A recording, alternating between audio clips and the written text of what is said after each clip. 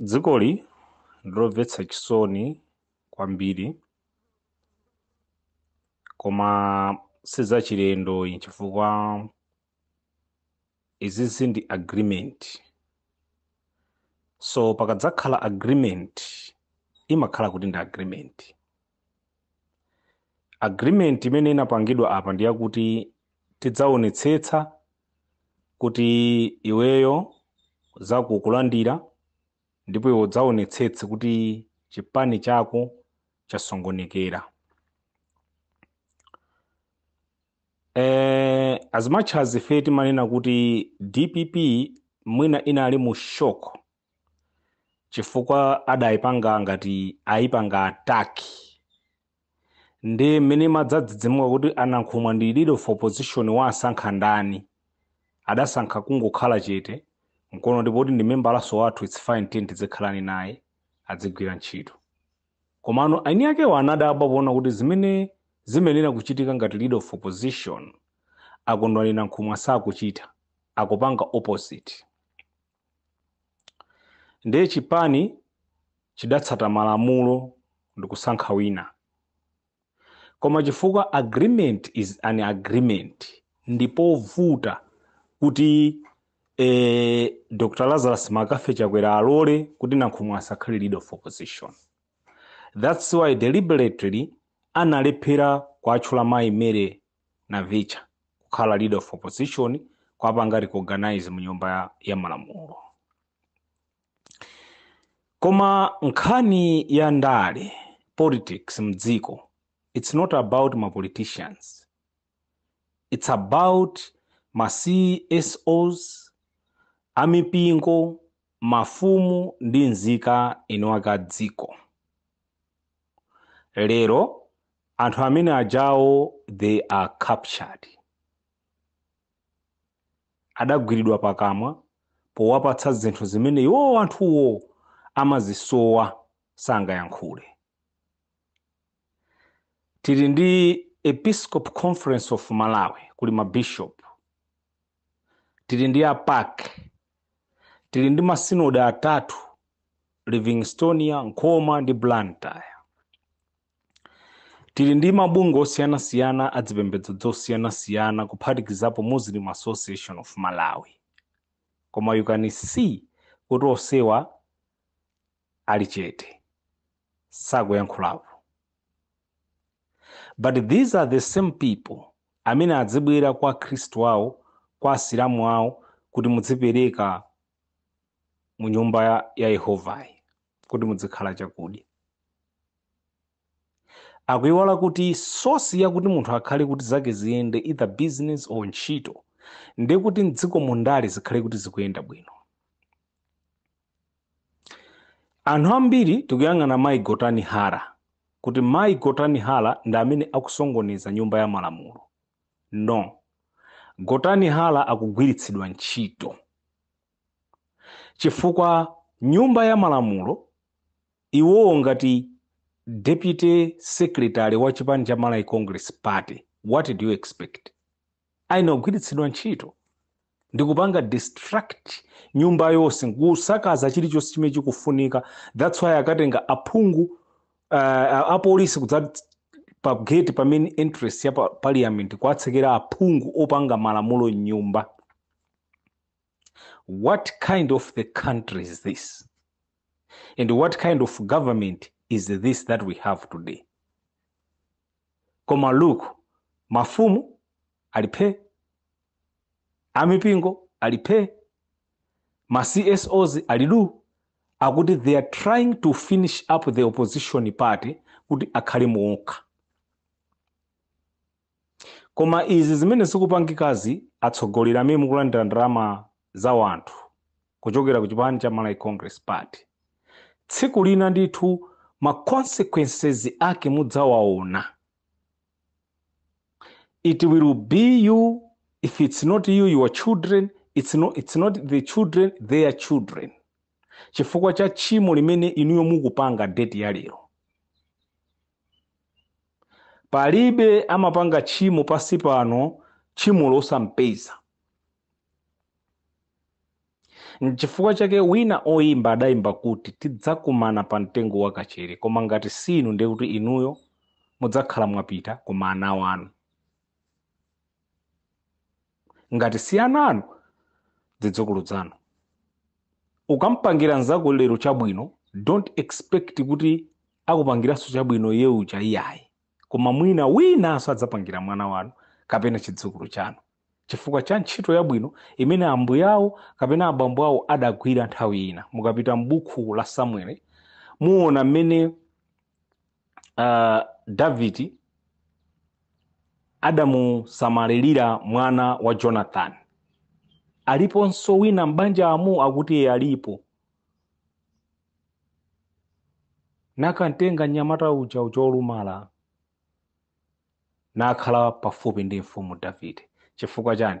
Davide ndi bambo ake amwana ameneyu adali abwenzi ndipo amugwirizana. Mwaona chisomo chinamugwera mwana.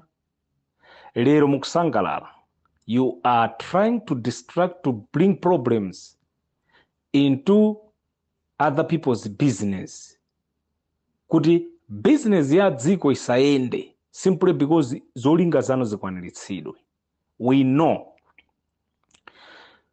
mukupana a DPP kumakoti, ku parliament, muma institution ambiri, koma mukulephera kwa apana pa ground.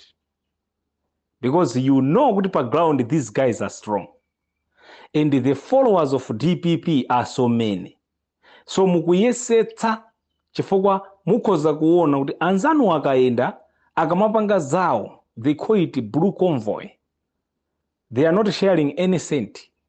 Koma kukubwera na ntindi wa munthu. Inuyo you have to spend money, the taxpayers' money, to give to people kuti abwere ku misonkhano. You are trying to take the money koma ayika anthu mmalole, koma apititsa machinga ndi malo ena amene mukudziwa zoti ngati sitingapangezi ndiye kuti tikayaluka. So you must ask yourself the question, anthu adzavomereza zotsatira za chisankho umphawi wake umene uwu? Chifukwa mukupanga izi zakutsatirani, palibe chimene sichingakutsatireni pa dziko lapansi pano sizingatheke. It will follow you. Nankhumwa munamuyika Maigotani Hara kuti akhale leader of opposition pa agreement imene munagwirizana kuti iwe ntchito yako ndikuonetsetsa kuti chipani cha DPP ukuphwasula. He took this party to the court for 18 times. Koma he said he is in the same house. How can you treat your mother, your father like that? Mwana otero yamapangidwa disown. Ndiye wapangidwa disown. Ngakhale ndamuva MP wina wakuchitipa kuti yayi kuti a DPP atuluka onse nyumba muno ena tilipo. You are not DPP, guys. Be honest of yourselves. Sinu a DPP. Mwangovala chi DPP koma inside you sinu a DPP. Mwangovala white paint koma si inu akakoa. Mukanakhala kuti ndinu a DPP, mukanatuluka panja kuti atikasupporteso anzathu aja mmene amachitira Julius Malema ku South Africa. EFF members of parliament akatuka parliament, osamatuka walibe amene amatsala. What kind of DPP are you talking about? Ndi dziko lomvetsa chisoni. So MCP is scared kuti sadachite bwino, alephera kuyendetsa dziko. So they are trying kuwapanga frustrate anzawo kuti ndiye inunso musaoneke okhoza kuti amalayo pa judgment yawo idzavute. But people knows kuti it is your doing. Kuti DPP ikonze nyumba yake, ikonze zofuna zake, inu mukulepheretsa anthuwo kuti akonze nyumba yawo. Then mwapanga capture ma radio, ma newspaper, atolankhani kuti adzifalitsa zabwino zokhazokha. For example, pali mtolankhani wa Times Radio tichula dzina pano Brian Banda.